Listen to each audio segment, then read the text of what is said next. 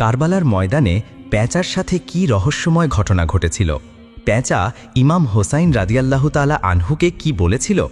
কেন এই পাখিটি সর্বদা বিরান প্রান্তরে বাস করে? কেন এটি সবসময় উদাস ও দুঃখী থাকে? আপনি যখন এর পেছনের ইতিহাস জানবেন তখন আপনি হয়তো স্তব্ধ হয়ে যাবেন।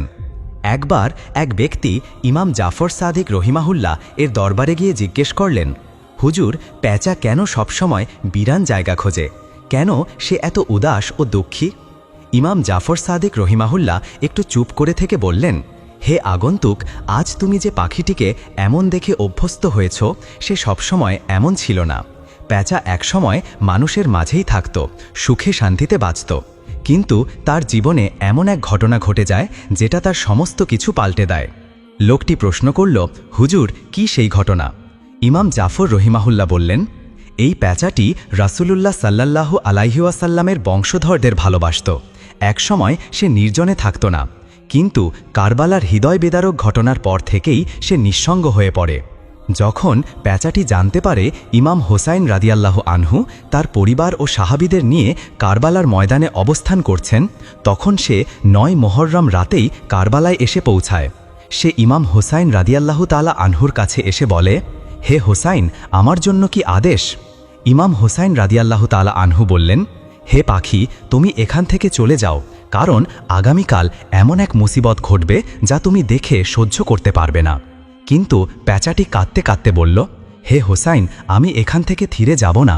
পীড়াপিড়ি করতে থাকলে ইমাম হোসাইন রাদিয়াল্লাহু তাআলা আনহু তাকে সেখানে থাকার অনুমতি দেন। তারপর যা ঘটল, পেঁচাটি নিজ চোখে দেখল কারবালার সম্পূর্ণ যুদ্ধ। দেখল কিভাবে ইয়াজিদের বাহিনী নিষ্ঠুরভাবে ইমাম হোসাইন রাদিয়াল্লাহু তাআলা আনহু ও তার প্রিয় সাহাবীদের শহীদ করল। দেখল কিভাবে ইমামের পবিত্র মাথা মোবারক কেটে ফেলা হলো, এমনকি কিভাবে তার দেহ মোবারককে ঘোড়ার পায়ে পদদলিত করা হলো। এই ভয়াবহ দৃশ্য দেখে পেঁচার হৃদয় চূর্ণ হয়ে যায়। সে মানুষের ওপর থেকে বিশ্বাস হারিয়ে ফেলে, তার অন্তরে মানুষের জন্য বিদ্বেষ জন্ম নেয়। তখন থেকে সে আর মানুষের লোকালয়ে থাকতে চায় না। সে বেছে নেয় নিঃসঙ্গতা, এমন সব প্রান্তর যেখানে মানুষের ছায়াও তার ওপর না পড়ে। সেই থেকেই এই পাখিটি হয়ে উঠেছে এক নীরব সাক্ষী কারবালার রক্তাক্ত ইতিহাসের। আজও অনেকে পেঁচাকে দেখে ভয় পায়। সে যদি বাড়ির আশেপাশে ডাকে, লোকজন ভাবে কোনো অশুভ কিছু আসছে। অনেকে তো পেঁচার ডাক শুনেই বাড়ি ছেড়ে চলে যায়। কিন্তু বন্ধুরা, এই পাখি কোনো অলক্ষী বা অপয়া নয়, বরং এই পাখির চোখে ছিল কারবালার কান্না। এই পাখির হৃদয়ে আজও বাজে ইমাম হোসাইনের শাহাদতের হাহাকার। তাই মনে রাখবেন, পেঁচা ডাকার কারণে কোনো বিপদ আসে না। সে রাতে ডাকুক বা দিনে, এতে ভয়ের কিছু নেই।